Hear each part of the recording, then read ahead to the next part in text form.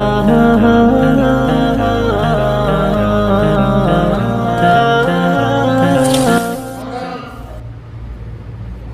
مولانا ہمارے پورے گاؤں کے امیر حضرت مولانا زکریا صاحب ہمارے بڑے عالم، ان کے صاحبزادہ قاری راشد صاحب کا حکم تو چند باتیں عرض کر دیتے ہیں.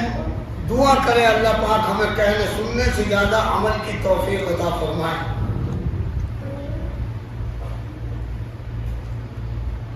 اللہ پاک ارشاد فرماتے ہیں کہ میرے بندو، اگر کوئی بات تمہیں پوچھنی ہے تو میرے قرآن سے پوچھ، قرآن سے معلوم کر. قرآن کہتا ہے وَإِن تَعُدُّوا نِعْمَتَ اللَّهِ لَا تُحْصُوهَا.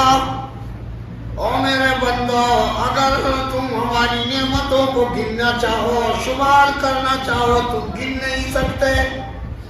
ہم سے سر سے لے کر پیر تک تمہیں کھلی ہوئی اور چھپی ہوئی نعمتوں سے ڈھانپ رکھا ہے. ایک آنکھ کی قیمت آندھے سے پوچھ کہ آنکھ کی قیمت کیا ہے، پاؤں کی قیمت کسی لنگڑے سے پوچھ کہ پاؤں کی قیمت کیا ہے، زبان کی قیمت گونگے سے پوچھ کہ زبان کی قیمت کیا ہے. میرے عزیزوں، کان کی قیمت بہرے سے پوچھ کان کی قیمت کیا ہے. اس کی کاریگری دیکھو. ایک چھوٹے سے حصے میں ناک کا کیمرہ فٹ، کان کا کیمرہ فٹ، آنکھ کا کیمرہ فٹ، دماغ کا کیمرہ فٹ تھوڑے سے دام ہے. اللہ فرماتے میرے بندو ذرا غور تو کرو. عزیزوں، دوستوں اور بزرگوں، خوشی کی بات یہ ہے کہ تراویحوں میں کلام پاک پورا ہوا اور قرآن کریم کی محبت میں ہم یہاں جمع ہوئے. یہ ہمارے لیے بڑی سعادت کی بات ہے، ہماری خوش قسمتی ہے. یہ مجلسیں کوئی معمولی مجلس نہیں ہے. اللہ کے نبی نے ارشاد فرمایا یہ ایسی نورانی مجلسیں، یہ ایسی قرآن کی مجلسیں، یہ دین کی مجلسیں آسمان والوں کو اس طرح چمکتی ہوئی نظر آتی ہے جیسے دنیا والوں کو چاند اور سورج چمکتا ہوا نظر آتا ہے. محترم سامعین، قرآن کریم ہی تو ہے جس نے حضرت عمر رضی اللہ تعالی عنہ کو حضرت عمر بنایا. حضرت عمر رضی اللہ تعالی عنہ کے زمانہ خلافت میں مصر کے کمانڈر نے خط لکھ دیا کہ امیر المومنین بڑی مشکلات پڑی، بڑی پریشانی آ گئی کہ مسلمان فوج ایک راستے سے گزرنے والی ہے. وہاں انہوں نے سازش کی کہ اچھی اچھی حسین و جمیل لڑکیوں کو بنا سنگار کر کے اس راستے پر کھڑے ہو کر ڈانس کریں گی، ناچیں گی، اور یہ مسلمان فوجیوں کے دل میں یہ میل آ جائے گا، فرق آ جائے گا تو ان کا خود بخود بیڑا غرق ہو جائے گا. یہ مصر کے کمانڈر نے فاروق اعظم رضی اللہ تعالیٰ عنہ کو خط لکھ دیا، جوابی خط. حضرت عمر رضی اللہ تعالیٰ عنہ نے لکھا کہ گھبرانے کی بات نہیں ہے، پوری فوج کو اکٹھا کرو اور سب کو قرآن کریم کی ایک آیت سنا دو. یہ ہے قرآن، ایک آیت سنا دو اور پھر کہہ دو کہ وہاں سے گزرو، نکلو وہاں سے. مصر کے کمانڈر نے وشل بجایا، پوری مسلمان فوج سارے اکٹھا ہو گئے، قرآن کی ایک آیت سنا دی قل للمؤمنین یغضوا ابصارهم ويحفظوا فروجهم ذلك ازکی لهم ان اللہ خبیر بما یصنعون. اے لوگوں اپنی نگاہوں کی اپنی شرمگاہوں کی حفاظت کرو. اگر آنکھ اٹھا کر دیکھی خدا تمہیں دیکھ رہا ہے. آیت سنا دی اور حکم دے دیا کہ اب گزرو وہاں سے, اب جاؤ. راستے میں جو عیسائیوں نے سازش کی ہے, لڑکیاں ڈانس کر رہی ہیں, حسین و جمیل لڑکیاں عریانیت دکھا رہی ہیں, ننگا پن دکھا رہی ہیں. فوجی اپنی نیچی نظر کر کے وہاں جا رہے ہیں. جب دو چار فوجی رہے تو وہ لڑکیاں بولی ارے حسن کا نظارہ, کیا بات ہے, کون سی ہے, اور کہنے لگا کیسے نظر اٹھا سکتے ہیں, قرآن کی ایک آیت سن کر آئے ہیں. خدا کی قسم اتنا سننا تھا. عیسائیوں کی لڑکیوں نے چھلانگ لگانی شروع کی. کہا او اللہ والو ہم توبہ کرتے ہیں, ہم بھی قرآن پر عمل کریں گے. یہ لکھا ہے کہ ساری کی ساری لڑکیاں مجمع پورا ایمان لے آیا. یہ قرآن کی برکت ہے. آج تراویحوں میں کلام پاک پورا ہوا ہے. یہ بڑی خوش قسمتی کی بات ہے. دنیا کی کوئی کتاب ایسی نہیں ہے جس کو کوئی بغیر دیکھے پڑھ کے سنا دے. یہ قرآن کریم کا سب سے بڑا معجزہ ہے کہ ایک حافظ قرآن بغیر دیکھے اللہ کے کلام کو سنا سکتا ہے. میرے عزیز اور دوستوں اور بزرگوں, اللہ تبارک و تعالیٰ نے قرآن کریم کو اتنا اونچا کلام فرما دیا. یہ وہ کلام ہے جو اپنے پڑھنے والے کو تخت شاہی پر بٹھا کر چھوڑتا ہے.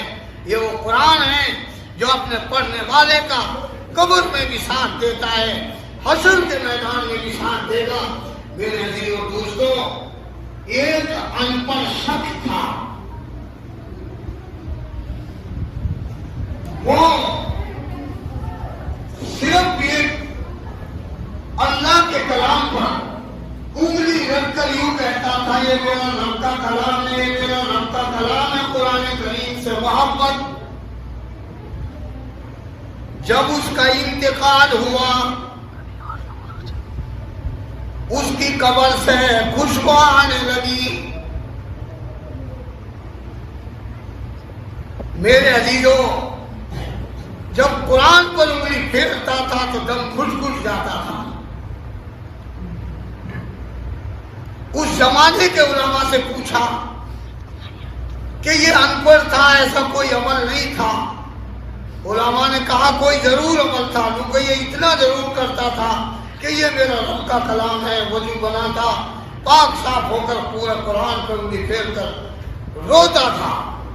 کہا کہ یہی تو اللہ کا نور ہے, یہی تو قرآن کریم کی محبت ہے. اگر انسان پڑھا لکھا ہو کر بھی عمل نہ کرے تو وہ نورانیت نہیں آ سکتی. قرآن تو عمل کے لیے ہے. ہر چیز کا اللہ رب العزت نے میرے عزیزوں سبق قرآن کریم کا اندر دے دیا ہے.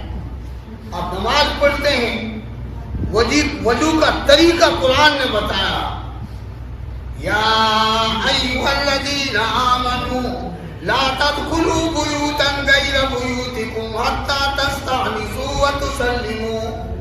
یہ حکم دیا گھروں میں داخل ہونے کا کہ ایمان والو تم کسی کے گھروں میں بغیر اجازت کے داخل نہ ہو, اور جب اجازت مل جائے وتسلموا, یہ کسی کے گھروں میں داخل ہونے کا ڈھنگ بتایا قرآن نے. اور وضو کی فرضیت بتائی, نماز سے پہلے نماز کی تیاری بتائی.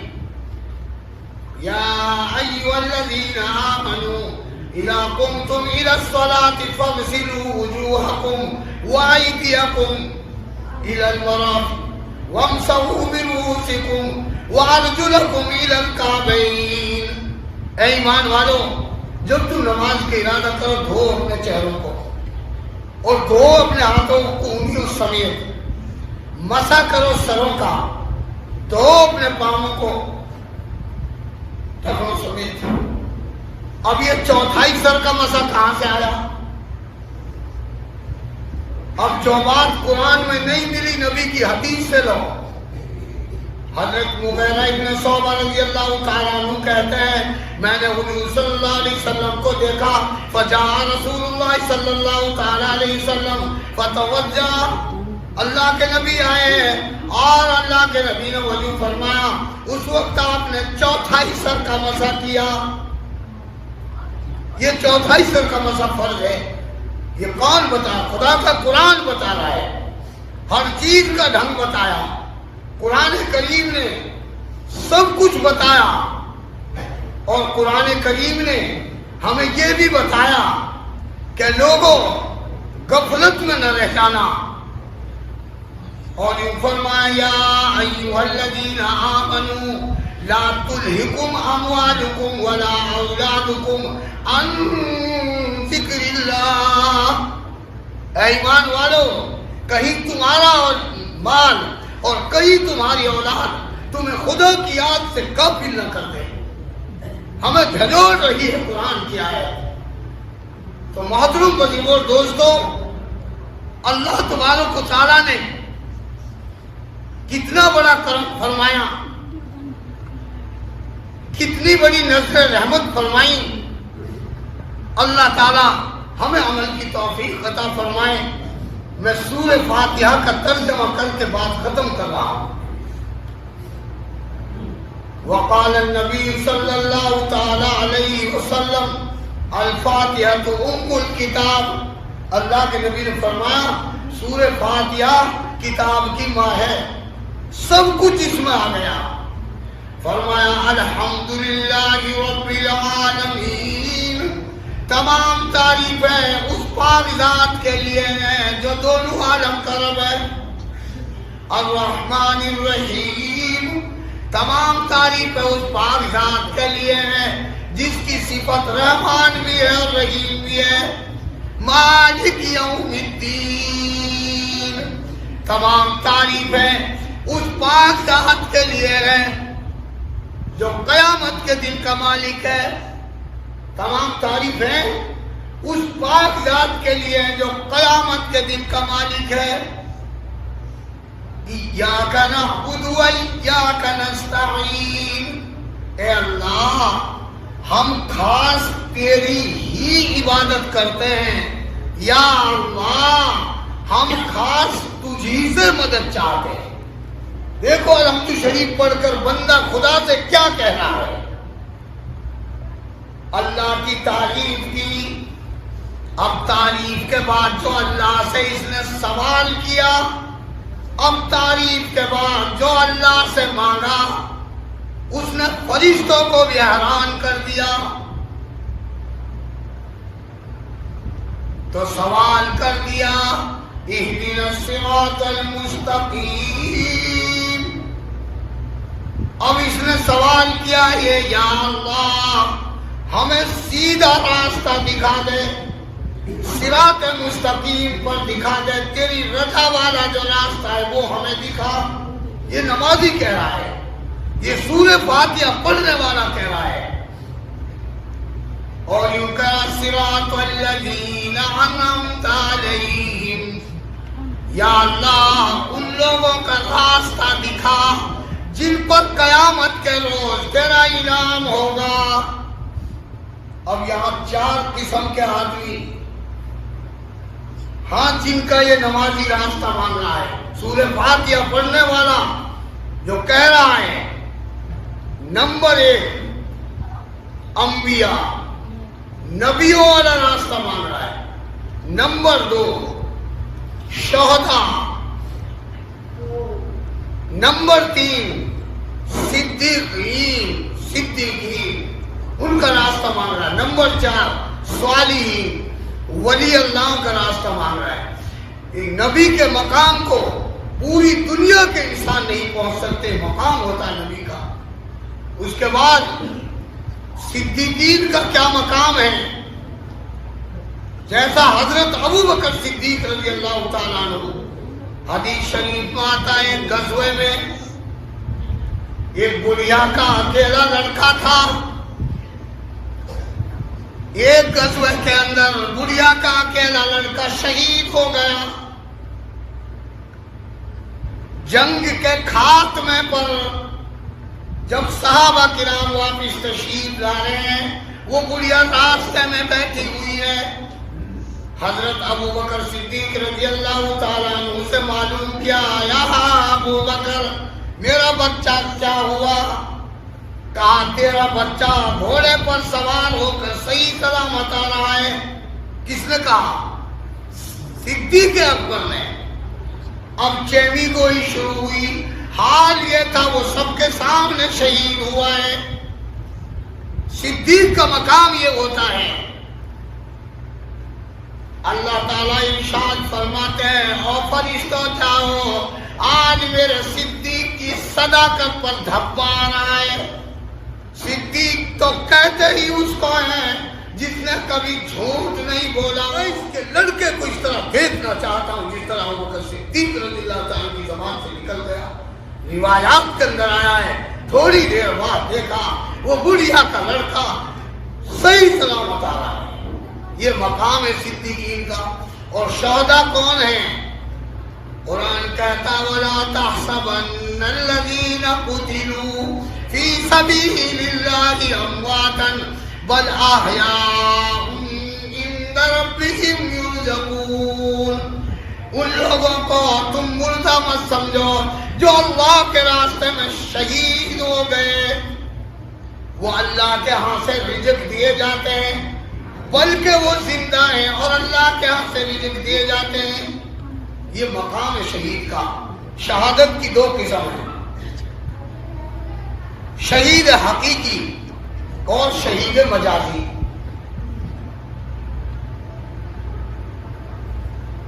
شہید حقیقی اس کو کہتے ہیں جو اسلام کی حفاظت کے لیے، قرآن و حدیث کی حفاظت کے لیے جس نے اپنی جان دے دی.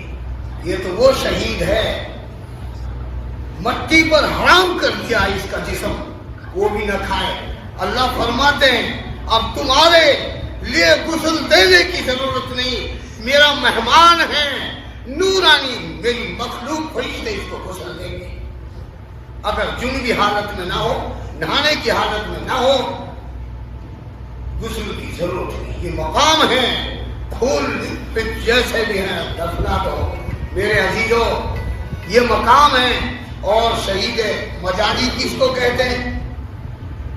ایکسیڈنٹ ہو کے مرنے والا شہید، مغلوب ڈوب کے مرنے والا شہید، محروق چل کے مرنے والا شہید، عورت بچہ پیدا ہونے بھرے زچگی کی حالت میں وہ شہید، طاعون ایک بیماری ہے اس میں مرنے والا شہید، کسی چیز کے نیچے دب کے مرنے والا شہید. اس شہید کا مقام کیا ہے؟ یہ اپنی ذات سے سیدھا جنتی ہے، کامیاب ہے.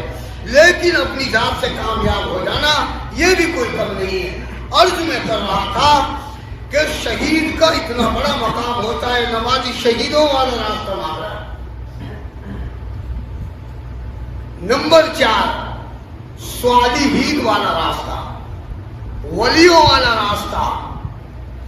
اللہ کے ولی میرے عزیزو جن کی وجہ سے دنیا کا تختہ باقی ہے. جب ایک ولی دنیا سے جاتا ہے اللہ اس کی جگہ دوسرا ولی پیدا فرما دیتے ہیں. یہ دنیا ولیوں سے خالی نہیں ہے. ولی ایسے ہوتے ہیں. شیخ شادی رحمت اللہ علیہ فرماتے ہیں میرے بڑے عالم یہاں موجود ہے. یک دیدم اج عرصۂ رودبار، یک دیدم اج عرصۂ رودبار، کہ پیش آمدم پر پلنگ سوار.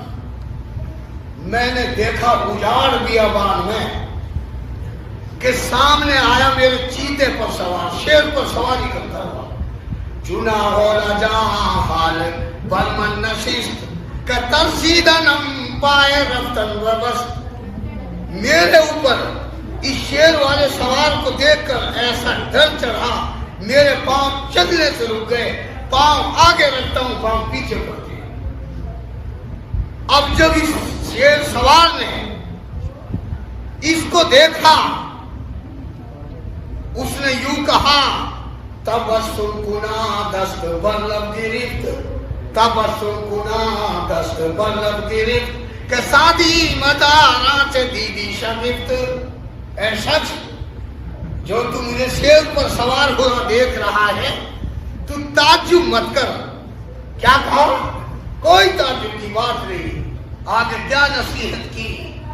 تو ہم گردن اجر حکم داور مپیچ، تم ہم گردن اجر حکم داور مپیچ کہ گردن نہ پیچت جب حکم تو ہے. اے سادی تو اللہ کے حکم سے گردن مت پھیر، تیرے حکم سے شیخ بھی گردن نہیں پھیرے گا. اے سادی تو اللہ کی مان کر چل، اللہ کی مخلوق تیری مان کر چلے گی. تو اللہ کی ماننے والا بن جا، اللہ کی مخلوق تیری ماننے والی بن جائے گی. یہ مقام ہے ولیوں کا. میرے محترم دوستوں بزرگوں، یہ نمازی کتنا ہوشیار ہے. اس نے میرے عزیزوں فرشتوں کو بھی حیران کر دیا. 4 آدمیوں کا راستہ مانگتا ہے، نبیوں والا راستہ، صدیقین والا راستہ، شہداء والا راستہ، ولی اللہ والا راستہ. یہ نماز مانگنا ہے اور اللہ سے سوال کر دیا.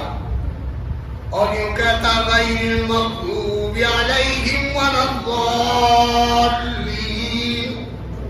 اے اللہ گمراہوں کے راستے سے بچا، گمراہوں کے راستے سے بچا.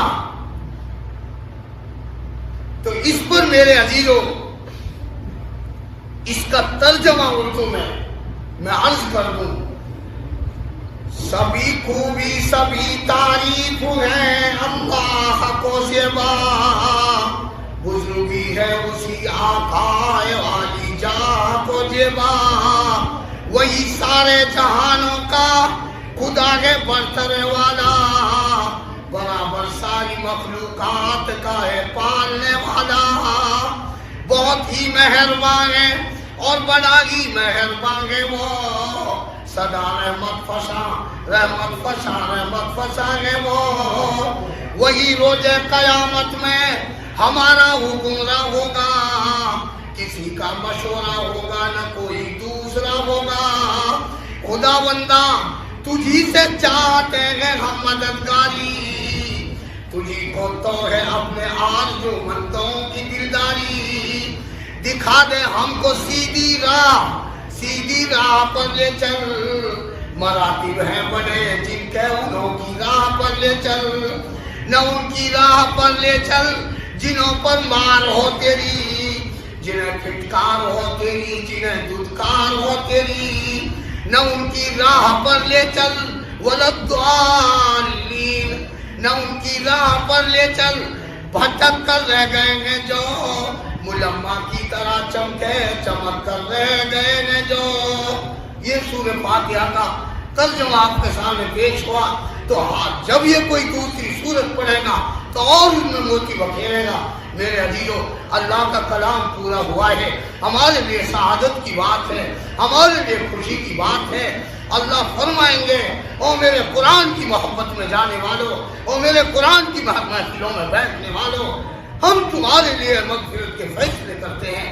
اللہ تعالیٰ حافظ قرآن کا اکرام اور احترام ہمارے دلوں میں پیدا فرمائے، اور اللہ ہر گھر کے اندر حافظ قرآن بعمل پیدا فرمائے، عالم بعمل پیدا فرمائے. یہ بڑی نورانی مجلسیں ہیں. ایسی مجلسوں میں اللہ ہمیں بار بار شرکت نصیب فرمائے. اگر دل میں اتر جائیں تو ہے 2 بول بھی کافی. نصیحت پر عمل مختصر ہونا ضروری ہے. وما علینا الا البلاغ.